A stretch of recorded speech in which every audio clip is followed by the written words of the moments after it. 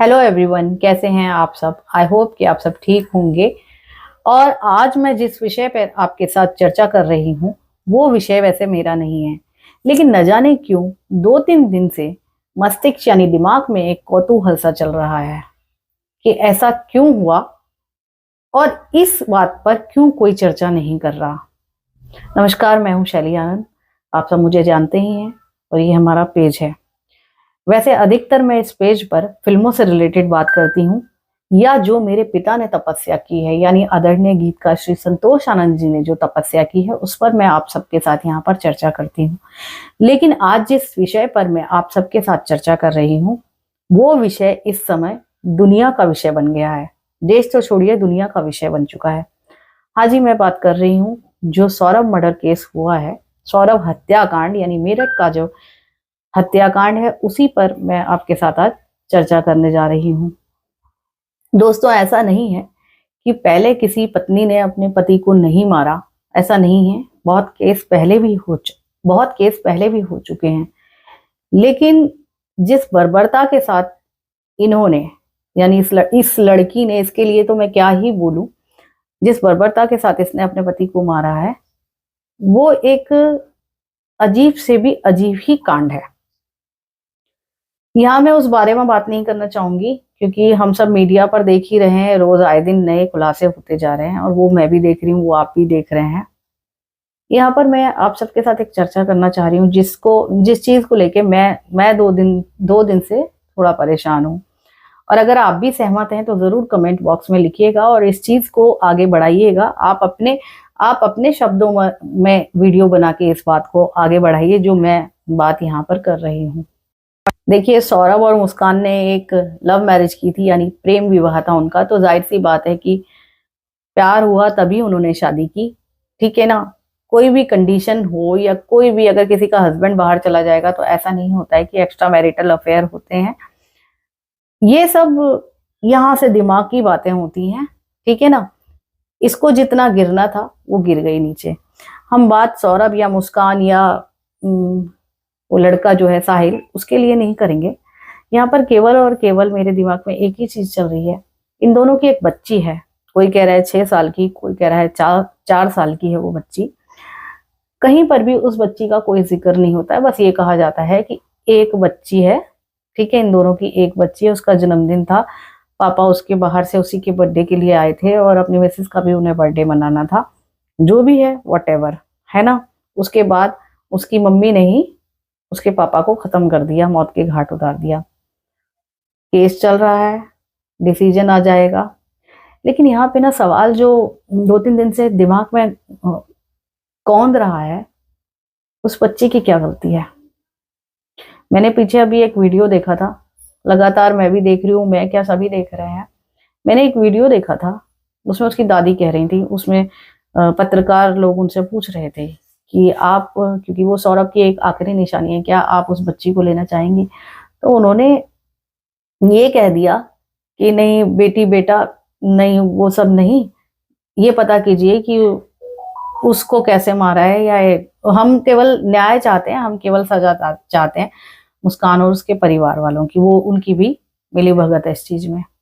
चलिए, जो भी बात है, क्या आप सबको नहीं लगता कि इस बच्चे को दादा दादी को ही लेना चाहिए। आखिर में है तो वो उन्हीं के बच्चे की निशानी, है तो वो उन्हीं का खून ना। जो भी है, ठीक है, उनको उस बच्चे की माँ से कोई दिक्कत थी या वो औरत जो भी है उसने जो भी किया है ना, लेकिन बच्चे का कहीं भी गुनाह नहीं है। एक चीज और है कि जिस तरीके से मुस्कान ने ये कांड किया और उसका हस्बैंड बाहर रहता था, उसका एक अफेयर हो जाता है, और जैसे कि वो अपनी लड़की को मायके छोड़ के जाती थी। तो देखिए, ये तो कहना बिल्कुल ही गलत होगा कि मायके वालों को कुछ पता ही नहीं था। कहीं ना कहीं वो शय तो दे रहे थे अपनी लड़की को कि इस तरीके का उसने गलत कदम उठाया, है ना। गलत कदम, चलिए वो अफेयर तो चल ही रहा था, उसके बाद उसने अपने पति को दुनिया से ही साफ कर दिया। तो ये कहना तो बिल्कुल नहीं सही होगा कि उन लोगों को पता ही नहीं था।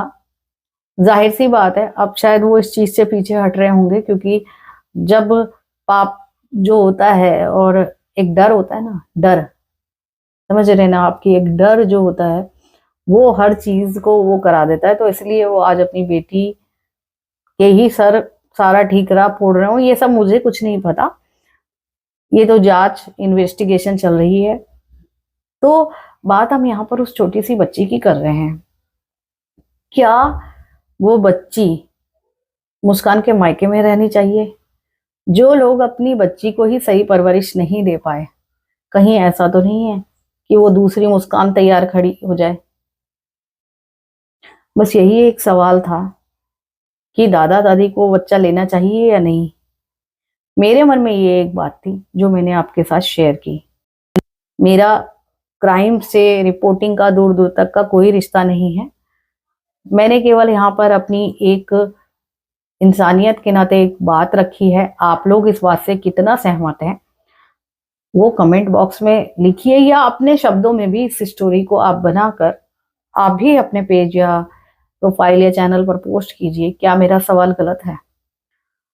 जो सौरभ के पक्ष का, जो सौरभ का के मम्मी पापा का पक्ष है, या उसकी बहन का जो पक्ष है, या उनके भैया का जो पक्ष है, वो सब एक ही बात कह रहे हैं कि सौरभ इतना पैसा कमा के लाया, उसका पता करें, उसकी जांच करें। कभी भी सौरभ के परिवार के मुंह से एक बार भी ये नहीं सुना कि वो बच्ची कैसी है। पिता तो रहे ही नहीं, माँ भी नहीं रही, माँ भी नहीं रही के ही बराबर है। तो कभी भी उसके परिवार से एक बार भी ये किसी ने नहीं कहा कि वो बच्ची कैसी है। ठीक है, खाना पीना सही खा रही है, तबीयत ठीक है उसकी, या हम उसको देखना चाहते हैं, भले ही ठीक है, नाना नानी से मत मिलिए, बच्ची से तो मिलना चाहिए ना, मन तो उनका भी होगा। तो मैं देखिए, किसी पे कोई दबाव नहीं होता है, हम लोगों ने भी बहुत कष्ट देखे हैं, लेकिन मेरा मानना यह है कि बच्चे को एक सही परवरिश मिलनी चाहिए, कहीं दूसरी मुस्कान खड़ी ना हो जाए। ये बस एक मन में प्रश्न था, वो अपने, क्योंकि ये हमारा एक प्लेटफॉर्म है जहाँ पर आवाज रखने, जहाँ हम अपनी आवाज उठा सकते हैं, वो सही है या गलत ये हम नहीं कह सकते। जो मन में आया था वो शब्द मैंने आपके सामने रखे हैं। तो दोस्तों, मेरा बस यही एक आपके साथ, यही एक आपसे रिक्वेस्ट है कि क्या आप सहमत हैं जो बात मैंने आप लोगों से कही? ठीक है ना? चलती हूँ, अपना ध्यान रखिए, अपनों का ध्यान रखिए, बाय।